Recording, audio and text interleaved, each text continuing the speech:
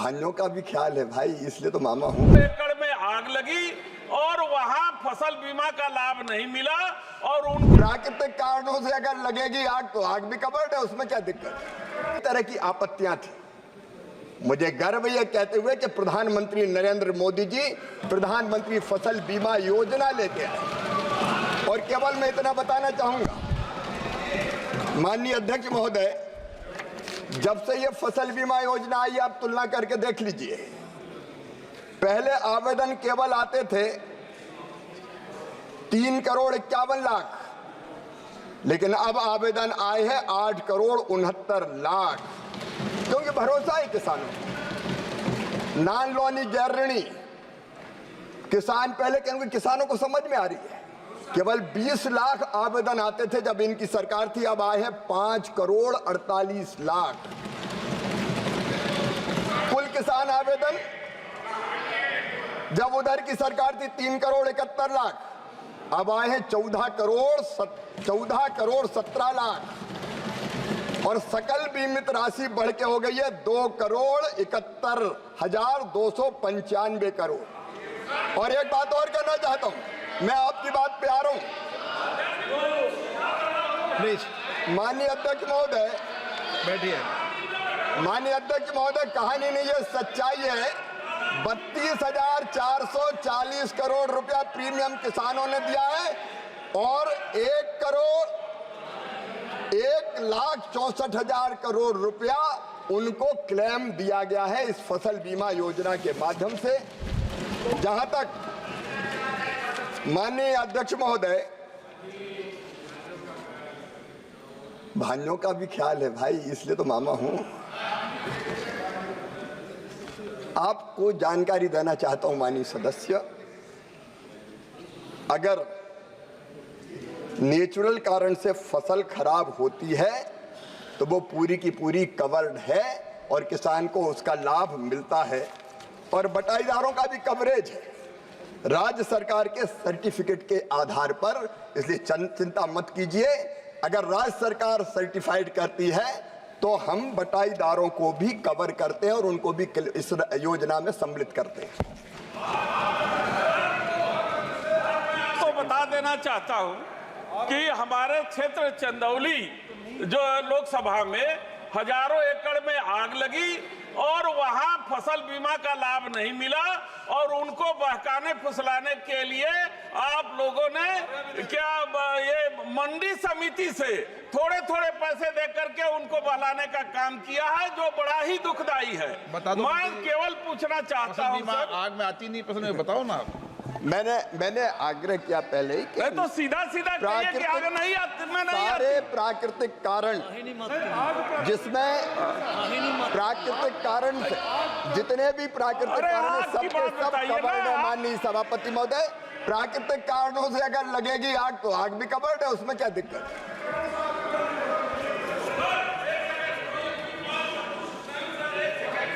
GK. पड़वी,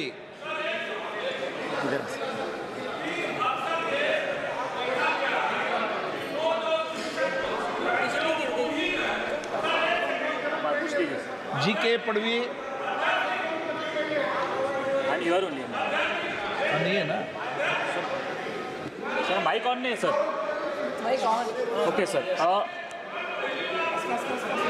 Sir, I want to ask the Honorable Minister that there are thousands of farmers in Nandurbar district which live in forest area and mountain region.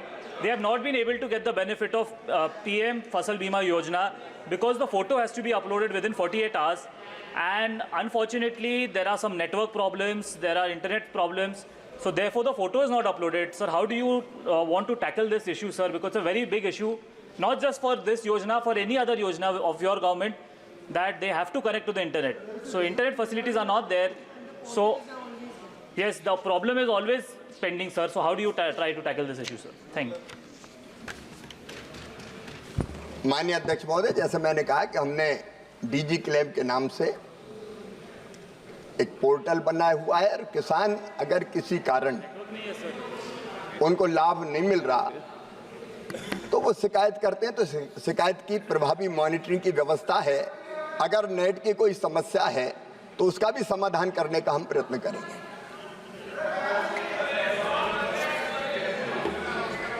कुशावा, मैं आपके माध्यम से माननीय मंत्री जी से ये जानना चाहता हूं कि प्रधानमंत्री फसल बीमा योजना अंतर्गत 2016 से अब तक कितने आवेदन प्राप्त हुए और उसमें से ऋणी किसान कितने थे, बीमित किसान कितने थे और सकल बीमित राशि कितनी थी? नहीं माननीय सदस्य, आजकल एक सदन को अवगत हो जाना चाहिए कि बीमा जो है वो कराना स्वेच्छा से किसान के ऊपर निर्भर करता है। किसान चाहे तो बीमा कराए, चाहे तो नहीं कराए। ये जानकारी कई बार मैं जाता हूं तो लोगों को पता नहीं होता कि बीमा कराना कंपलसरी नहीं है, स्वैच्छिक है। माननीय अध्यक्ष महोदय, मैं आपके माध्यम से निवेदन करना चाहता हूं। बता दें, आप एक डिटेल बता दें इसकी फसल बीमा की। जब पुरानी फसल बीमा योजना थी उस समय जो बैंक का ऋणी रहता था उसको उसका बीमा आवश्यक रूप से किया जाता था और बीमे की जो प्रीमियम की राशि थी बैंक अपने आप काट लेता था। सरकार ने इस विसंगति को दूर किया और इस योजना को स्वैच्छिक बना दिया कि अपनी मर्जी है तो बीमा कराएं और मर्जी नहीं है तो बीमा ना कराएं। जबरदस्ती इस योजना में बिल्कुल नहीं है। पहले अलोनी अऋणी किसान बीमा नहीं करवाता था, लेकिन अब वो भी चाहे तो बीमा करवा सकता है। और माननीय सदस्य पूछ रहे थे कि आज तक कितना क्षेत्र कवर हुआ है। मैं उनको कहना चाहता हूं कि अब तक इसमें जो क्षेत्र कवर हुआ है वो 5,01,000 हेक्टेयर कवर हुआ है, बढ़ के 2023 में 5,98,000 हेक्टेयर हो गया और किसान 3,97,00,000 कवर हुए हैं। निरंतर ये फसल बीमा योजना किसान अपनाने का काम कर रहे हैं और योजनाओं को सरल बनाने के अनेकों उपाय सरकार ने माननीय अध्यक्ष महोदय किए हैं, जिसके कारण योजना का लाभ लेने में किसान को दिक्कत और परेशानी ना हो। श्री कौशलेंद्र कुमार। पूरक प्रश्न पूछने के लिए मैं बधाई और धन्यवाद देता हूं। मैं माननीय मंत्री जी से जानना चाहता हूं, प्रधानमंत्री फसल बीमा देश में किसानों को लाभदायक योजना माना जाता है। आकस्मिक फसल नुकसान की भरपाई भी होती है, लेकिन हमारे राज्य बिहार में किसान फसल बीमा की प्रीमियम अन्य राज्यों से 3 गुना ज़्यादा है। मैं माननीय मंत्री जी से जानना चाहता हूं कि फसल बीमा बिहार में प्रीमियम जो है तर्कसंगत बनाया जाए। धन्यवाद। माननीय अध्यक्ष महोदय, फसल बीमा के प्रधानमंत्री फसल बीमा के अलग अलग 3 मॉडल हैं और उस मॉडल में राज्य सरकार, केंद्र सरकार केवल पॉलिसी बनाती है। राज्य सरकार जिस मॉडल को चुनना चाहे उस मॉडल को चुनती है। और जैसा कि आपके माध्यम से मैं बताना चाहता हूं, मॉडल चुनने के बाद बीमा कंपनियां प्रतिस्पर्धी दरों पर, क्योंकि कई बीमा कंपनियां निजी क्षेत्र के भी और सार्वजनिक क्षेत्र की फसल बीमा योजना लागू करने का काम करती है। और ये फसल बीमा योजना हर राज्य के लिए आवश्यक नहीं है। जो राज्य अपनाना चाहे अपनाए, जो राज्य नहीं अपनाना चाहे नहीं अपनाए। बिहार ने अभी तक प्रधानमंत्री फसल बीमा योजना को, जो योजना प्रधानमंत्री फसल बीमा योजना की है, उसको अपने यहाँ लागू नहीं किया है। बिहार की एक अपनी योजना है राज्य की, तो वो उस योजना के हिसाब से अपने किसान को लाभान्वित करते हैं। श्रीमती के Kanimozhi. Thank you, sir.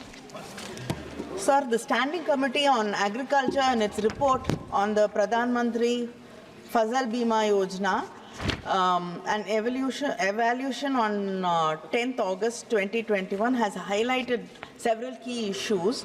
And including, it's one of the important things it's mentioned is delays in settlement of the insurance claims by the farmers. And there are it is a very complicated process also to get the claims. And for example, my constituency Thoothukudi, during last December 2023, we had unprecedented floods, and many of the farmers have insured their crops, but even after 7 months, they have not got the claim, the money they to get from the insurance, and they're still waiting. And in your reply, the minister has said that they do not plan. There's no proposal for constituting a committee of experts on simplification of the rules on crop insurance. Will the minister reconsider that, because it is quite complicated, because it has to be district-wise.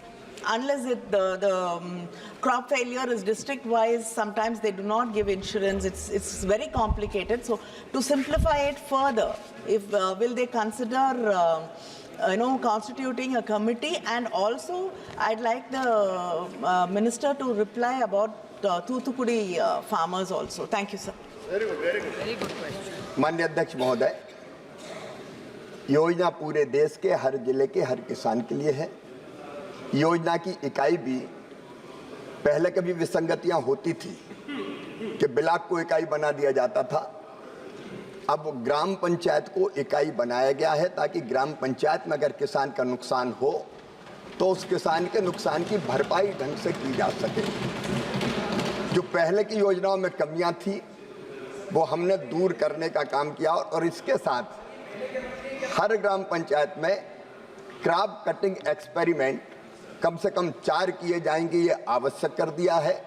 फिर एक और हमने नवाचार किया है प्रधानमंत्री जी के मार्गदर्शन में। अब नुकसान का आकलन नजरी नहीं, रिमोट सेंसिंग के माध्यम से 30% कम से कम करना अनिवार्य कर दिया गया है, ताकि अगर रेवेन्यू का अमला करता है तो कई बार गड़बड़ होने की संभावना रहती है। ये बात सही है कि कई बार क्लेम के भुगतान में देरी होती है, लेकिन उन देरियों में हमने सारे कारण देखे। अभी तक जो व्यवस्था है माननीय अध्यक्ष महोदय, राज्य सरकार से उपज डेटा प्राप्त होने के 1 माह के भीतर दावे की गणना की जाती है। देखो, हम पॉलिसी बनाते हैं, उसको ठीक से इंप्लीमेंट करना राज्य सरकार का भी काम है, राज्य सरकार का काम। और उस दावे के भुगतान में अगर देर होती है तो अब एक प्रावधान में माननीय सदस्य जी को बताना चाहूंगा, हमने कर दिया है कि बीमा कंपनी अगर देर करेगी तो उस पे 12% की पेनाल्टी लगेगी, जो सीधे किसान के खाते में डाली जाएगी। लेकिन देरी के कारण में अगर हम गए तो अधिकांश 90.98% कारण है राज्यों द्वारा प्रीमियम सब्सिडी में अपने हिस्से को देर से जारी करना। माननीय अध्यक्ष महोदय, मैं आपके माध्यम से राज्य सरकारों से निवेदन करना चाहूंगा, तमिलनाडु की राज्य सरकार से भी निवेदन करना चाहूंगा कि वो अपनी तरफ से प्रीमियम की सब्सिडी में अपना हिस्सा जारी करने में देर ना करे। 90% से ज्यादा देरी इसलिए होती है, कई बार उपज के आंकड़े विलंब से प्राप्त होते हैं, कुछ मामलों में बीमा कंपनी और राज्य के बीच विवाद कुछ होता है, कई बार किसानों के कुछ नंबर गलत आ जाते हैं, उसके कारण थोड़ी देरी होती है। लेकिन पहले एक और व्यवस्था थी कि राज्य सरकार जब प्रीमियम की अपनी राशि देती थी तभी केंद्र सरकार अपना हिस्सा देता था। हमने एक प्रावधान और किया है कि हमने राज्य के शेयर से अपने आप को डीलिंक कर लिया है और केंद्र सरकार अपना शेयर तुरंत जारी करेगी ताकि किसान के भुगतान में देरी ना हो। केंद्र सरकार का जो हिस्सा है वो तो उसको मिल ही जाए। और फिर मैं माननीय सदस्य जी को आश्वस्त करता हूं कि अगर क्लेम प्राप्त करने में देर होगी किसान को तो इसी खरीफ की फसल से ये 12% पेनाल्टी लगा के सीधे किसान के खाते में डलवाने का काम होगा। जहां तक योजना के बारे में कोई समिति बनाने का सवाल है, आज मुझे आवश्यकता महसूस नहीं होती। माननीय सदस्य अगर कोई सुझाव देना चाहेंगी तो उनका स्वागत है। हरिंदर मलिक जी, आप एकदम क्यों उठ गए? मुझे बुला। तो पहले उठ गए थे आप तो। मानवर आपका बहुत बहुत धन्यवाद। मानवर, मैं माननीय मंत्री जी से आपके माध्यम से जानना चाहता हूं कि माननीय मंत्री जी ने अभी इस सम्मानित सदन में कहा कि ये बीमा योजना स्वैच्छिक है।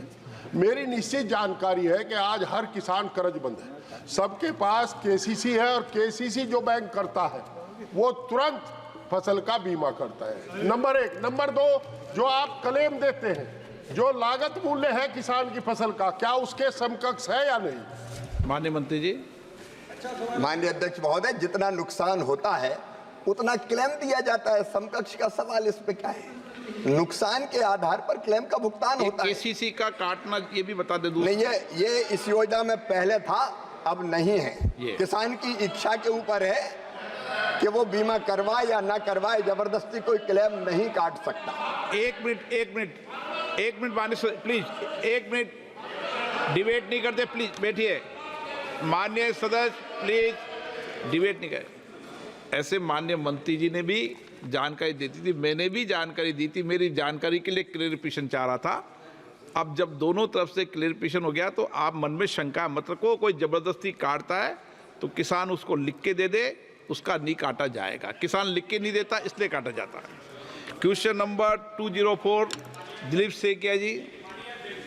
अब इस पर बहुत लंबी डिबेट है, आप अलग से नोटिस दे देना, कभी व्यवस्था देंगे इस विषय पर। नंबर 204। माननीय अध्यक्ष महोदय, सदन के पटल पर विवरण रखा गया है। अध्यक्ष महोदय, देश के आर्थिक विकास में सहकारिता क्षेत्र का जो एक इनक्रेडिबल कंट्रीब्यूशन रहा है, इसका पता चला तब जब माननीय प्रधानमंत्री नरेंद्र मोदी जी के नेतृत्व में 2021 में 6 जुलाई को सहकारिता मंत्रालय का निर्माण किया गया और इस विभाग का जिम्मेदारी हमारे सबके प्रेरणा स्रोत माननीय गृह मंत्री एवं सहकारिता मंत्री श्री अमित शाह जी को मिला। पिछले 3 सालों में देश के आर्थिक विकास में जो प्राथमिक कृषि ऋण समितियां है, प्राइमरी एग्रीकल्चर क्रेडिट सोसाइटीज, काफ़ी मात्रा में देश भर में खोला गया है। मेरा सवाल है कि देश में आने वाला समय के लिए हर क्षेत्र को, कृषि से लेकर हर क्षेत्र को जोड़ने के लिए और कितना प्राथमिक समितियां राज्यों पर खोलने का योजना भारत सरकार का सहकारिता मंत्रालय का है? माननीय अध्यक्ष महोदय, माननीय सदस्य ने जो अभी कहा तो सच है कि हमारे माननीय प्रधानमंत्री जी ने विकसित भारत का जो संकल्प रखा है उसके पूर्ति के लिए एक स्वतंत्र मंत्रालय का गठन किया और तब से माननीय देश के सहकारिता मंत्री आदरणीय अमित भाई शाह जी के नेतृत्व में इस सहकार क्षेत्र को अधिक ताकतवर बनाने के लिए, अधिक शक्तिशाली बनाने के बहुत सारे कुछ पहल यहाँ पे शुरू है। कुल 54 पहलें इस सहकारिता मंत्रालय ने बनाई है, जिससे अपने पैक्स के माध्यम से, जिन्होंने अभी यहाँ पे उल्लेख किया पैक्स का, तो पैक्स इसमें अधिक महत्वपूर्ण हमारा एक इसका हिस्सा है और उसके माध्यम से ग्रामीण जो जनता है उससे बहुत मात्रा में जुड़ी हो रही है। कई राज्यों तो ऐसे हैं जैसे महाराष्ट्र हो, गुजरात हो, 50% से अधिक जनसंख्या सहकारिता से जुड़ी हुई है और इसीलिए अब तक पूरे देश में तकरीबन 1,05,000 पैक्स का गठन हुआ है और इनका काम अच्छी तरह से चलना चाहिए, सुलभता से चलना चाहिए। जिला बैंक हो या स्टेट बैंक हो, उनसे ये अच्छा उनका कोऑर्डिनेशन रहे, लोगों को, किसानों को और पैक्स को भी काम करने में आसानी हो। इसलिए अभी तक एक योजना हमने बनाई, पैक्स को कंप्यूटराइजेशन बनाने की एक योजना हमने बनाई और उससे अब तक कुल 30 राज्यों में और केंद्र शासित प्रदेशों में 67,930 पैक्स का कंप्यूटरीकरण का प्रस्ताव स्वीकृत किया गया है। उसमें से केंद्र सरकार द्वारा हार्डवेयर खरीद हो, डिजिटाइजेशन हो, सपोर्ट सिस्टम स्थापित करने के कुल हेतु से अब तक 654 करोड़ रुपए के राशि जारी की गई है और नाबार्ड द्वारा राज्य शासन हो, नाबार्ड हो और केंद्र शासन इसमें कंप्यूटराइजेशन का काम करने के लिए केंद्र शासन की ओर से यहाँ पे 60% राशि दी जाती है, 30% राज्य शासन करता है और 10% नाबार्ड की ओर से दी जाती है। अभी तक 18 जुलाई 2024 तक 568 पैक्स को ERP सॉफ्टवेयर पर कार्यान्वित किया जा चुका है। कुल 583 पैक्स स्वीकृत किए गए हैं और आगे जाके ये पैक्स को सशक्त बनाकर उसी के माध्यम से एक ग्रामीण अर्थव्यवस्था अधिक मजबूत करने का जो संकल्प है, इसी से माध्यम से मैं सदन को अवगत करना चाहता हूँ कि आगे जाके हर एक क्षेत्र में, हर एक प्रदेश में ये इसका प्रस्ताव हमारा है। धन्यवाद। प्रश्नकाल समाप्त। माननीय सदस्यगण, मुझे कई माननीय सदस्यों द्वारा कुछ विषयों पर स्थगन प्रस्ताव की सूचनाएं प्राप्त हुई है। अभी मैं बता रहा हूँ, उस पर अभी दे रहा हूँ मैं आपको। मैंने स्थगन प्रस्ताव की किसी सूचना के लिए अनुमति प्रदान नहीं की गई है।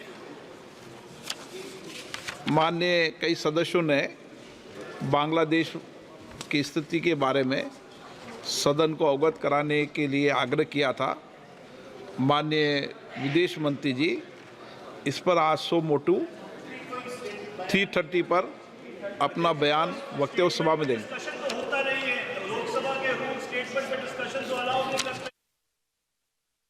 3:30 पे अलग से नोटिस। ओके। सभा पटल पर रखे जाने वाले पत्र